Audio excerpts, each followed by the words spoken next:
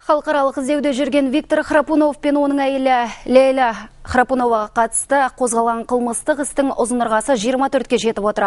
Бұл туралы экономикалық қылмысқа және сыбайлас жемқорлыққа қарсы күрес агенттігінің төрағасы Рашид Түсіпбеков айтты.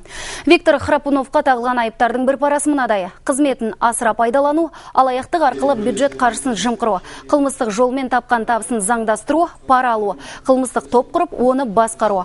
Бұл қылмыстарға айғақ жеткілікті. Рашид Түсіпбековтың айтуынша, қазір қылмыстық істі тергеуші органы шетелдің құзырлы органдармен белсенді түрде әріптестік орнатқан.